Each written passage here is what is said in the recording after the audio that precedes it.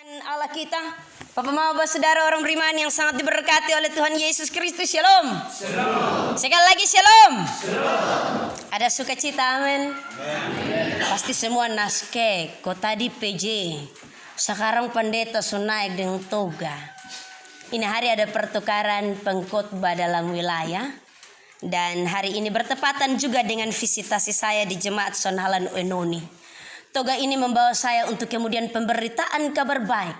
Harus disampaikan baik atau tidak baik waktunya. Bapak Saudara orang beriman yang sangat diberkati oleh Tuhan Yesus Kristus. Setiap benda yang kita temui di sekeliling kita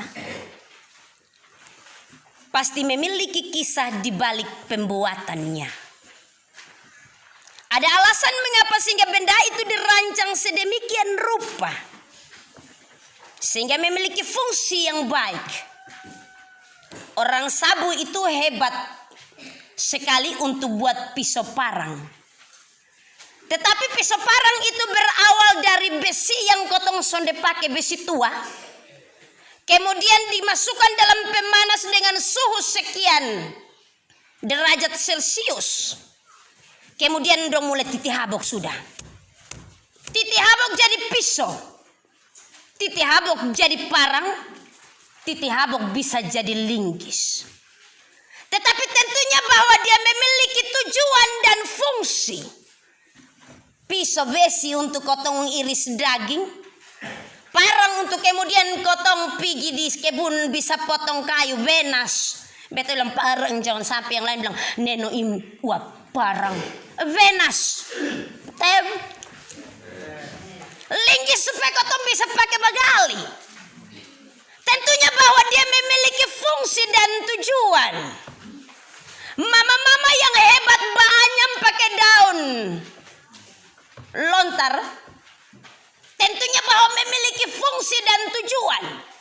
Dia hanya meniru supaya bisa pakai tapis beras, tapis jagung. Dia hanya bikin bakul supaya bisa isi ini dan itu.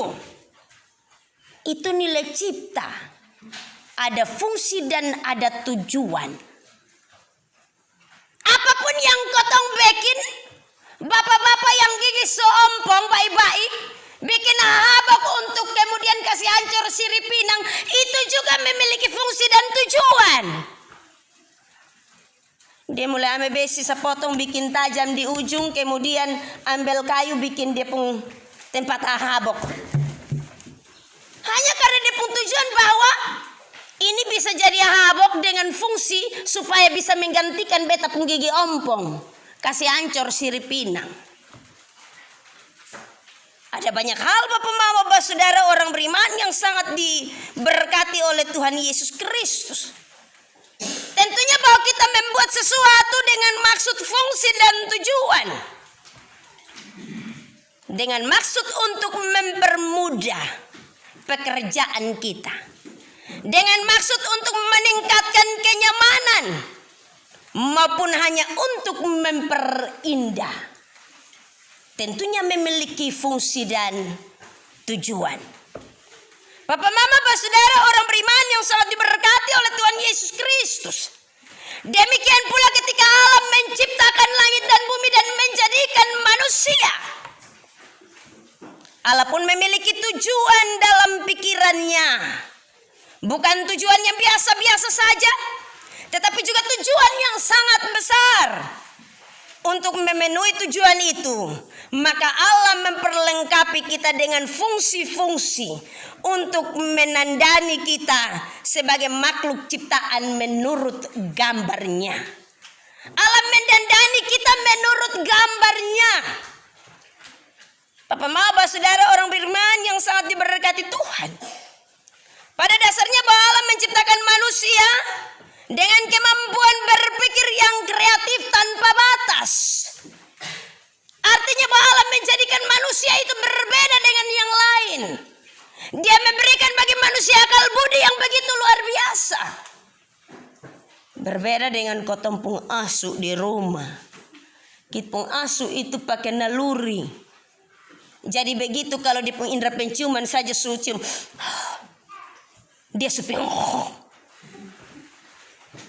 Apalagi kalau dia cium itu bau yang dia suka. Berbeda dengan binatang. Allah memperlengkapi dengan naluri. Tetapi ketika dia menjadikan manusia dengan akal budi yang begitu luar biasa, sebagai segambar dan serupa dengan dia, menyatakan betapa tak terbatasnya kemampuan manusia yang segambar dan serupa dengan Allah itu. Bapak, Bapak, saudara, orang beriman, Allah maha kreatif. Begitu pula hakikat manusia ciptaannya. Karena kreatif, jangan heran Bapak Mama, orang Cina itu sekarang juga bisa bikin matahari. Jadi kalau pada waktu malam itu siang dong menikmati matahari ciptaan Tuhan, malam dong juga ada matahari. Itu orang Cina pun kelebihan. Pasti kalau beta begini ada juga yang naskeka onlah. Itu benar. Karena kreativitas maka manusia dengan akal budi dan hikmat yang daripada Tuhan, manusia berupaya menyaingi Allah. Segala sesuatu dibuat. Tetapi mau seperti apapun juga ingat benar bahwa manusia terbatas, hanyalah makhluk yang dijadikan Allah. Allah tentunya memiliki maksud dan tujuan ketika dia menjadikan manusia untuk memenuhi bumi. Kata firman Tuhan, beranak cucu dan penuhi bumi. Yang pertama itu untuk memenuhi bumi. Yang kedua untuk menaklukkan bumi. Menjadi catatan khusus bahwa setiap manusia sesungguhnya punya potensi kemampuan luar biasa untuk menguasai bumi. Kalau omong untuk menguasai bumi, jangan sampai kotong berpikir terlalu jauh kata menguasai. Karena terkadang bahwa kalau orang pakai kata menguasai berarti bahwa dia harus dominan, harus lebih dari yang lain. Yang lemah ada di bawah dan yang berkuasa ada di atas. Yang memiliki segala sesuatu tentunya lebih dari yang tidak memiliki segala sesuatu. Hati-hati dengan kata berkuasa. Terkadang bahwa manusia menyalahgunakan kata berkuasa. Bahkan ada yang bilang bahwa para jenius juga bisa membuat apa yang Allah buat. Tapi sampai hari ini dong hanya bisa bikin oksigen. Tapi oksigen itu Bapak Mama sepanjang masa COVID-19 itu kotong beli.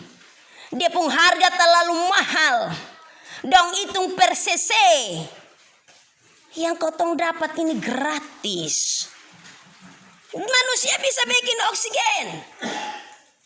Orang Cina dan orang Jepang itu bisa bikin manusia karet untuk hidup berdampingan dengan mereka. Anda bosan lihat manusia hari-hari itu jadi bikin manusia buatan. Bahkan negara-negara maju tentunya buat berbagai-bagai alat teknologi yang begitu luar biasa Bapak Mama.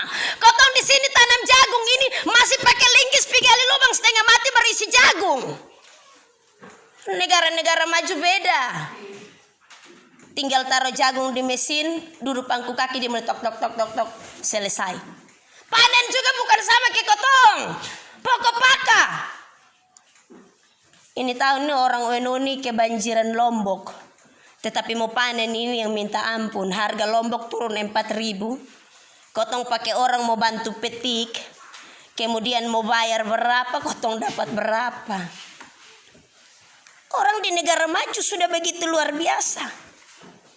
Tetapi apa yang tentunya dibuat oleh manusia tidak dapat menyaingi apa yang dibuat oleh Allah. Kemampuan dan hikmat serta akal manusia terbatas. Bapak Mama, Bapak Saudara orang beriman. Daya kreatif itu akan muncul terus ketika kita mendefinisikan diri untuk melatih diri tiap-tiap hari. Itu kata orang bijak. Berbincang tentang penciptaan manusia.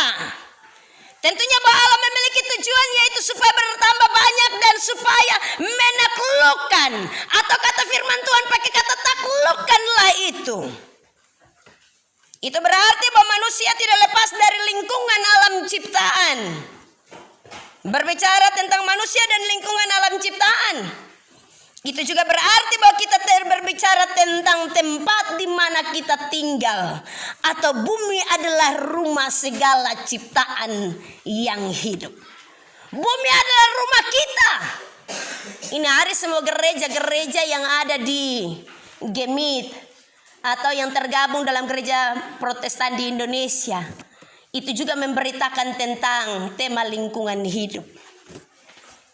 Bumi adalah rumah kita, rumah seluruh ciptaan. Benar bahwa rumah kita Bapak Mama Saudara, tetapi tanpa kita sadari bahwa lambat laun bumi tempat rumah kita tinggal ternyata sudah mulai atau semakin rusak. Tahun lalu itu kita dikejutkan dengan badai seroja. Badai seroja itu ada banyak orang bilang bahwa itu serangan roh jahat.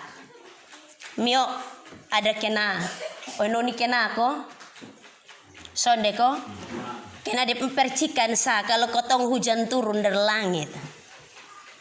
Badai seroja. Kemudian ternyata bahwa terjadi longsor di sekitar Batu Putih, Eonana. Longsor itu sangat besar sampai hari ini untuk pemulihan alam dan juga untuk perbaikan. Negara tentunya memberikan dana yang sangat besar, miliaran rupiah. Kenapa sehingga terjadi longsor? Kotong ini orang timur bikin kebun nomaden, gaya nomaden atau berpindah-pindah tanpa memulihkan alam. Ini tahun 1 tahun 2 tahun dia di ini tempat. Esok lusa kalau dia rasa susun baik dia pindah di tempat baru, kebun baru. Biasanya kotong di kampung sebut kebun baru, tebas kebun baru. Tetapi tentunya bahwa kotong bikin kebun baru tiap tahun tanpa kotong memulihkan. Tebang kasih habis. Kemudian kotong sudah berupaya untuk tanam dan tanam dan tanam. Kotong hanya berpikir bagaimana dapat kurus banyak, bagaimana dapat jagung banyak, bagaimana dapat hasil yang banyak. Ada banyak yayasan-yayasan yang peduli lingkungan, gerakan miliaran pohon dengan maksud untuk memulihkan alam, memulihkan bumi yang rusak. Jadi bukan hanya potong tebas pakai yang ada sensor dong horosa. Tapi coba tanya sondong su tanam kembali. Belum. Teb. Yang lain son berani bilang teb. Karena itu dia pun kerja. Tetapi boleh kita pakai, memanfaatkan, berkuasa, menaklukkan. Tetapi kemudian bertanggung jawab untuk memulihkan. Bukan hanya sekedar pakai boros segala sesuatu Tuhan sudah siapkan. Diibaratkan seperti kotong pun rumah. Kalau itu rumah dinding kotong butuh kayu api sampai cari di luar. Hari-hari ambil satu-satu dinding kau pakai memasak. Besok lusa kotong tinggal. Rumah son ada dinding. Bumi adalah rumah bagi semua ciptaan. Dan benar bahwa tanpa disadari bumi semakin rusak. Sudah heboh di media sosial Bapak Mama hujan yang pertama di tahun ini. Belum apa-apa alor su banjir. Alor sudah banjir dan longsor. Hanya karena apa Bapak Mama kotong son DPK. Sebenarnya ini gamal dong, ini bagus. Orang Australia itu dia berpikir bahwa gamal ini son perlu untuk kotong tanam. Tinggal kotong siram saja di sutumbu atau di pembatang jatuh di tempat mana di sutumbu.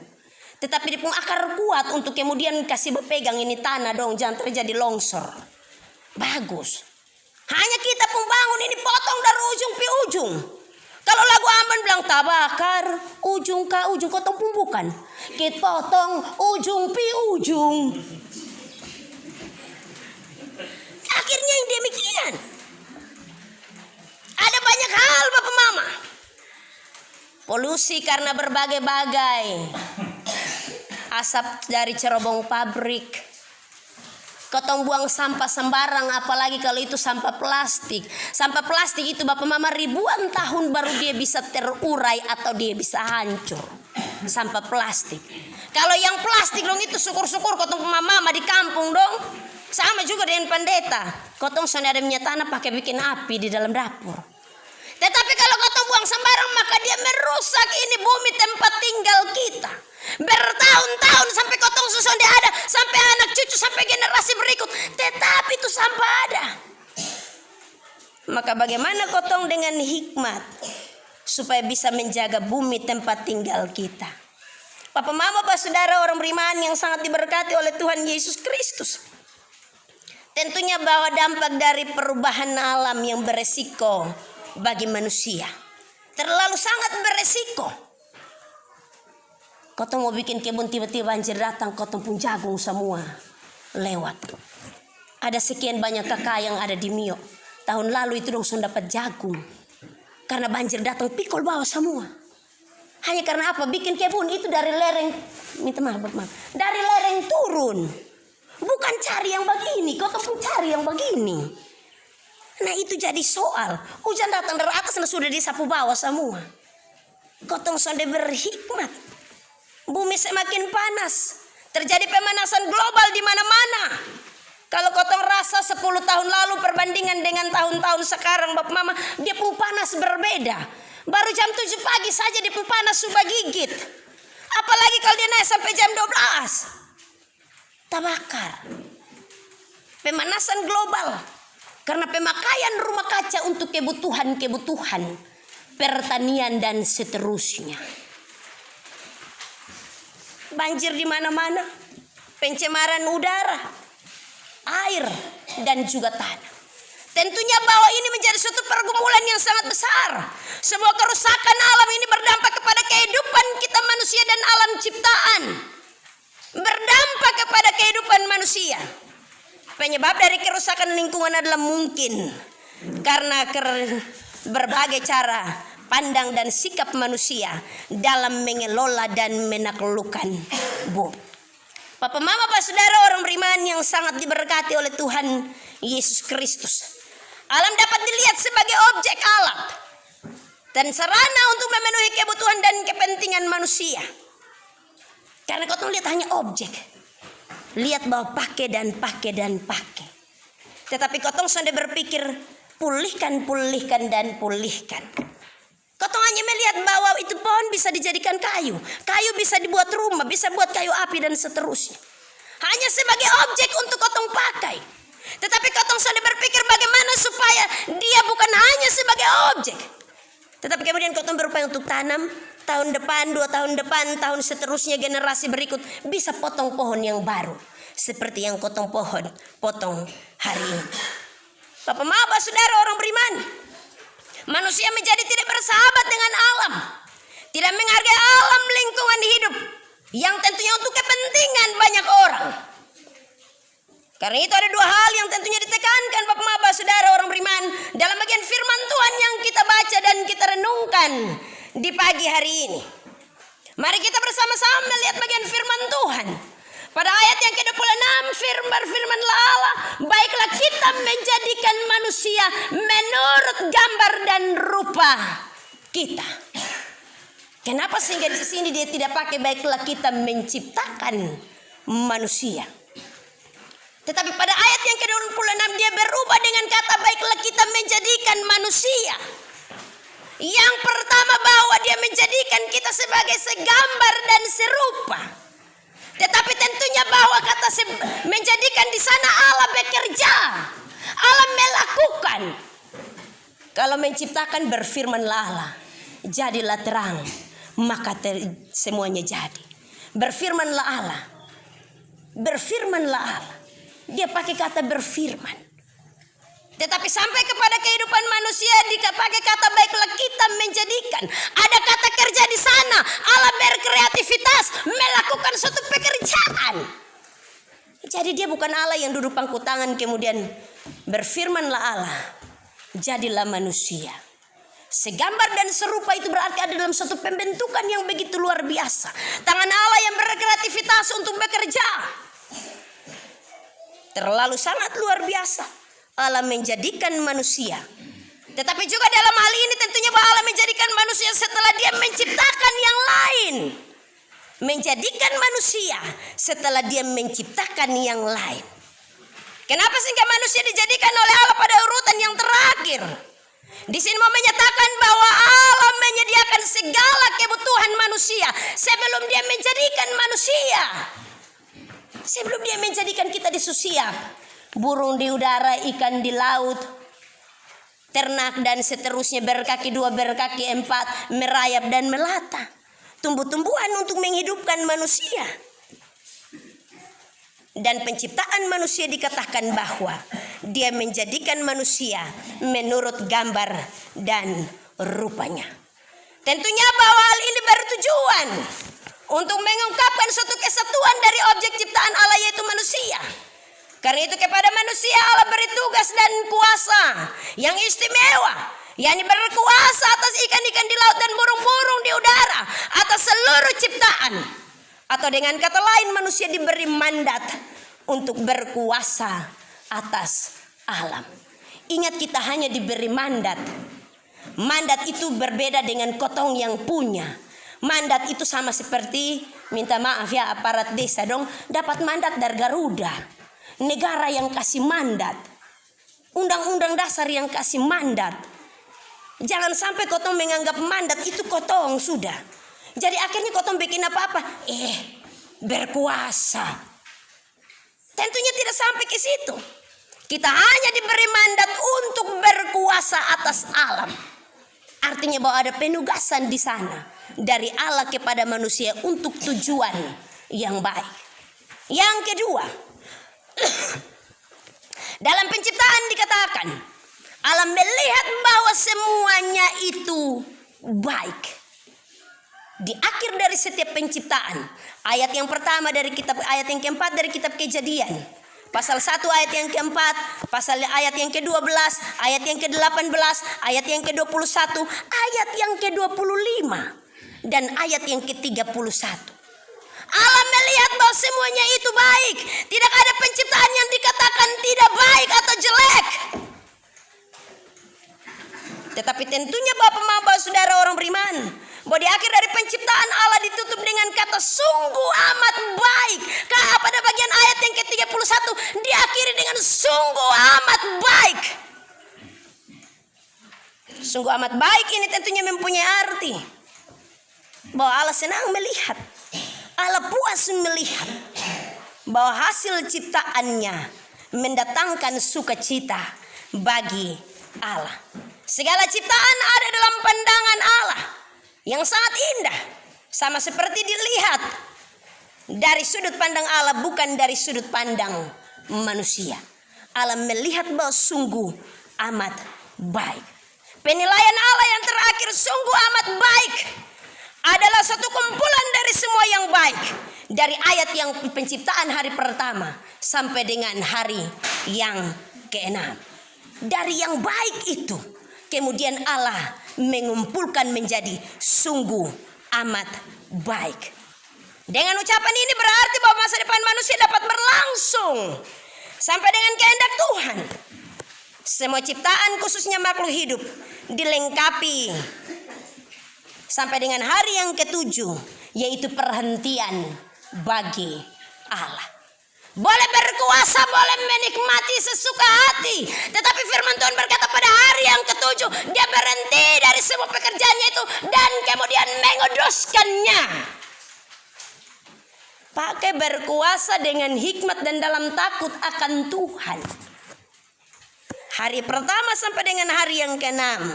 Tetapi sampai juga kepada hari yang ke-7, yaitu hari perhentian bagi Allah. Dia berhenti dan dia menguduskan semua yang sangat baik itu.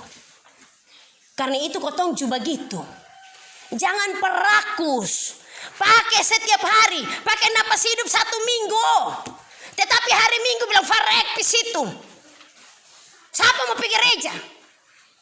Pakai sesuka hati. Kesehatan, umur panjang. Segala sesuatu Allah berikan, berkat, makanan, minuman, pakaian, keuangan, kesehatan, umur panjang. Tetapi sampai dengan hari Minggu kotong bilang farek. Siapa mau pergi? Ada capek kemarin, ada suntik lagi. Sudah mam le menggigi lah, aduh. Ada capek. Karena kebun saja lihat ini pagi ini.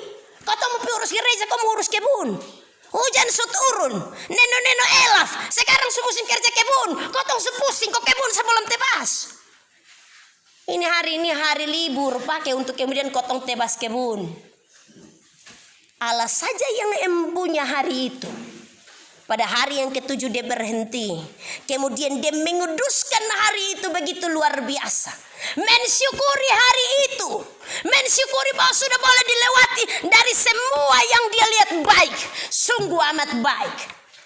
Lalu kotong yang hanya terbatas, yang dijadikan dengan tangan Allah saja, kotong mau model ke mana? Bapak Maba, saudara orang beriman yang sangat diberkati oleh Tuhan Yesus Kristus dengan kebenaran firman-Nya. Dari semua hal itu, ada 2 pesan penting yang perlu untuk kita sama-sama lihat. Yang perlu untuk kita sama-sama pakai. Yang merupakan tanggung jawab bagi setiap manusia untuk memelihara alam ciptaan Tuhan. Yang pertama, ini semua habis, ini khotbah. Yang pertama, manusia dan alam ciptaan tidak terpisah. Manusia dan alam ciptaan tidak terpisah. Tetapi manusia dijadikan oleh Allah untuk berkuasa atas alam dan menaklukkan itu.